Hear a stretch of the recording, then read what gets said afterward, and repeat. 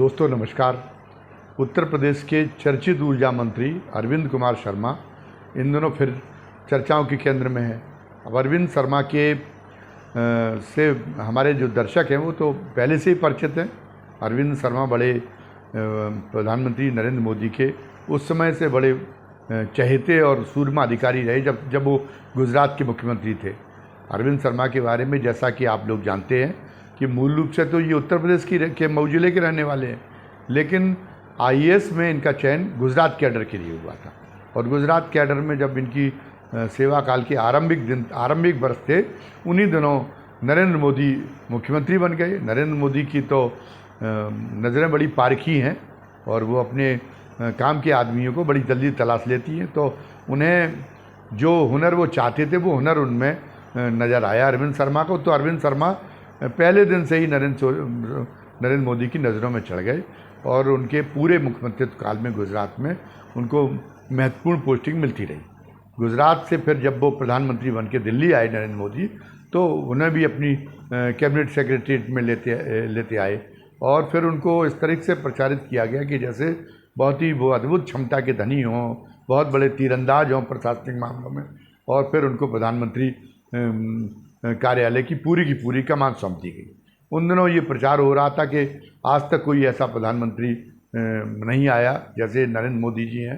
वो 18 घंटे परिश्रम करते हैं, कुछ खाते पीते भी नहीं। कई बार ऐसे ही दफ्तर में बैठे सो लेते हैं और दिन रात काम करते रहते हैं। और उन्होंने जो पता चला पिछली सरकारों के जितने 65-70 साल का जितना काम था वो उन्होंने 1 आध महीने में 2 महीने में ही पूरा कर दिया। तो कुछ उन दिनों ऐसी हवाबंदी हुई थी, तो अब उनकी चूँकि प्रशासनिक टीम के अरविंद शर्मा सेनापति थे, तो उनके बारे में भी ये धारणा बन गई थी कि वो भी बहुत गजब के अधिकारी हैं, अवतारी किस्म के अधिकारी हैं, अवतारी किस्म की क्षमताएं उनके अंदर हैं।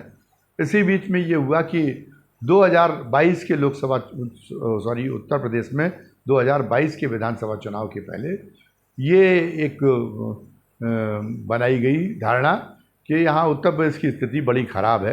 योगी जी का चूँकि पहला कार्यकाल है और मुख्यमंत्री बनने के पहले वो किसी ऐसे पद पर रही भी नहीं जहाँ उनको स्वतंत्र कार्य संचालन करना पड़ा हो। तो इसलिए वो एक तरह से नौसिखी हैं और उसका नतीजा ये है कि उत्तर प्रदेश की स्थिति बिगड़ गई है। तो इसलिए वहाँ पे उत्तर प्रदेश में उनको लॉन्च किया जा रहा है अरविंद शर्मा को, और उनसे अपना सेवा काल पूरे होने के पहले ही कहा गया कि आप शिक्षक रिटायरमेंट लें और उत्तर प्रदेश में जाएं। और उत्तर प्रदेश को रातों रात, जैसा कि आप मशहूर हैं किसी अलादीन की तरह, तो रातों रात उत्तर प्रदेश के हालात बदल दें।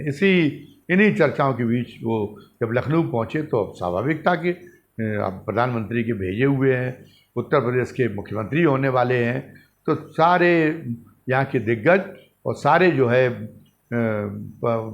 पूरा प्रशासन उनके कदमों में बिछ जाने को लिए आतुर हो गया। लेकिन योगी, जिनको ये जाहिर किया जा रहा था कि वो नौसिखिए हैं अभी और इसलिए उनको जो है उत्तर प्रदेश जैसे बड़े सूबे को वो संभाल नहीं पाए हैं और उनके नेतृत्व में अगर 2022 का चुनाव हुआ तो वो भारतीय जनता पार्टी के लिए बुरा साबित होगा। तो वो जो है अब कुछ दिनों के लिए उनको विश्राम में भेजा जाएगा और उनकी कमान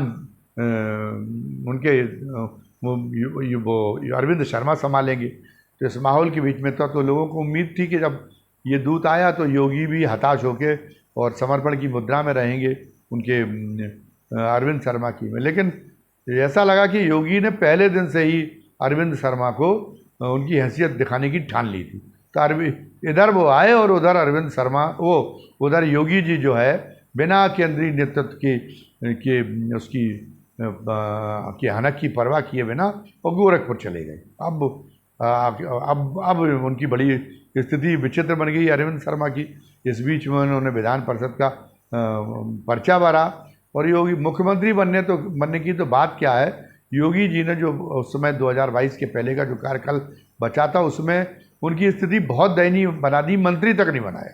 और उसके बाद जब 2022 में जब उनका पानी पूरी तरह उतर गया था अरविंद शर्मा का, तब फिर उन्होंने केंद्र की वो मान ली, ये एक संस्कृति मान ली कि उनको मंत्री बनाया, लेकिन एक साधारण मंत्री की तरह, और उनको ऊर्जा और नगर विकास विभाग का दायित्व सौंपा गया। तब उम्मीद ये थी कि योगी जी के अड़ जाने की वजह से, योगी जी के अड़ियल रवैये की वजह से जो उत्तर प्रदेश का कल्याण होना था वो अरविंद शर्मा के माध्यम से नहीं हो पाया। लेकिन अब अरविंद शर्मा को जो ये 2 दायित्व मिले हैं, तो यहीं वो एक नमूने के तौर में अपनी कार्यशैली के एक नमूना इन दोनों विभागों में पेश करेंगे। इन दोनों विभागों में बिल्कुल रामराज लाकर दिखा देंगे।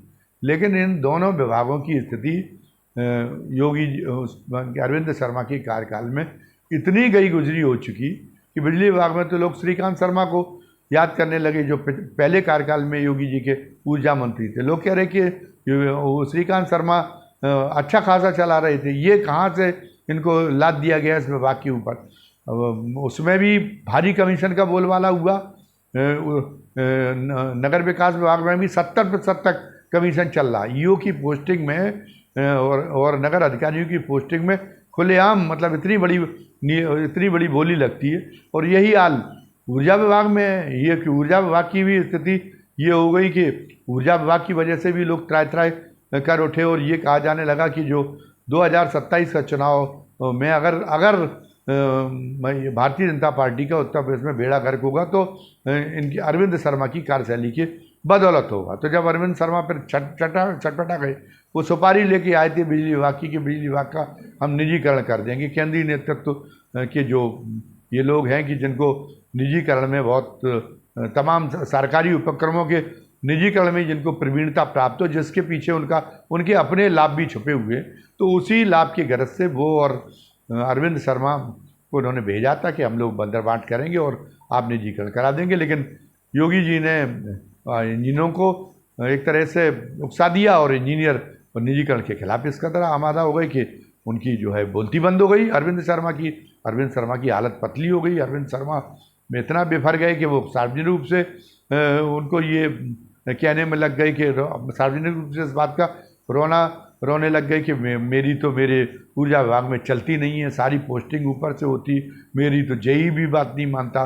फिर उन्होंने कुछ नाटक किया कि रात में फ़ोन उठाने का, 1-2 जेई का सस्पेंड हुआ, लेकिन इससे उनकी कोई इमेज नहीं बनी। कोई धाकड़ प्रशासक के रूप में उत्तर प्रदेश में वो स्वीकार किए जाएं, ये स्थिति इसके बावजूद भी नहीं बन पाई।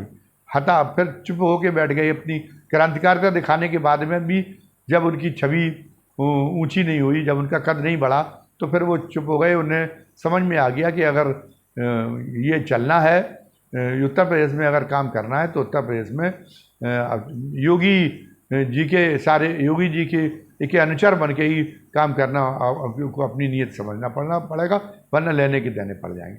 तो अब वो खामोश हो गए थे। लेकिन खामोश हो गए थे तो छटपटाएं क्या, अब एक तरह से अधिकार विहीन हो गया। योगी जी ने पावर कॉरपोरेशन में जो चेयरमैन बना रखा आशीष गोयल को, आईएएस को, वो आईएएस वो जो अरविंद शर्मा जिस तरीके की मोदी जी के नज़दीकी रहते हुए जिस कार्यशैली के अभ्यस्त रहे हैं तियाँ पाँच करने के, वो आशीष गोयल को पूरी खुली बरदस्तता योगी जी की तरफ से, तो वो तिया पाँच या ऊर्जा विभाग में नहीं कर पा रहे थे। अंततोगत्ता ये हुआ कि एक अनप्रेसिडेंट अभूतपूर्व एक मामला अभूतपूर्व तरीके से उनको एक सामने आना पड़ी। अपनी बौखलाहट, अपनी भड़ास निकालने के लिए अरविंद शर्मा को उन्होंने एक चिट्ठी लिखी उनको, आशीष गोयल को, अपने पावर कॉरपोरेशन के चेयरमैन को, और उस चिट्ठी में तमाम सारे भ्रष्टाचार, मंत्री बताइए कैसी जगहसाई की बात है ये कि मंत्री खुद ही अपने विभाग के बारे में लिखे कि इसमें बड़ा भ्रष्टाचार हो रहा है, इसमें जो है जाति और वो देख के, धर्म देख के छटनी की जा रही है और भर्तियां की जा रही हैं, और मुझे तो इस कदर उपेक्षित करके रखा हुआ है कि जो 10% ईंधन सरचार्ज लगाने का फैसला किया गया, उसमें भी आशीष गोयल ने मुझे नहीं पूछा, मुझसे मेरी सहमति के बिना ही ये सब कुछ कर दिया। यानी मतलब वो बिल्कुल उन्होंने खुद ही अपने मुंह से ये कह दिया कि मैं सरकार में ज़रूर हूँ, मैं मंत्री ज़रूर हूँ, लेकिन मैं ढक्कन हूँ, मेरी अपने विभाग में भी मेरी कोई पूछ नहीं है। ये एक स्थिति सामने आई है। अब इस पर योगी जी ने अभी तो कोई संज्ञान में लिया नहीं है, और अभी लेकिन ये है कि इससे ये इससे जो जो उनकी जो हवा बांधी गई थी मोदी जी के नज़दीकी अधिकारी होने के नाते, वो एक बहुत बड़े सूरमा प्रशासक की के तौर पे उनकी हवा एक बांधी गई थी, उस हवा, वो गुब्बारा उनका फट चुका, वो पूरी की पूरी हवा उनकी निकल चुकी है और बेहद नाकारा और बेहद विफल मंत्री के रूप में उनका जो है उनकी एक छवि उत्तर प्रदेश के अंदर बन चुकी है। अब ऐसी स्थिति में उनके जो केंद्रीय नेतृत्व में बैठे हुए जो आका हैं, वो उनकी छवि के उद्धार के लिए क्या क्या करते हैं, ये देखने वाली बात होगी। धन्यवाद। जय हिंद, जय भारत।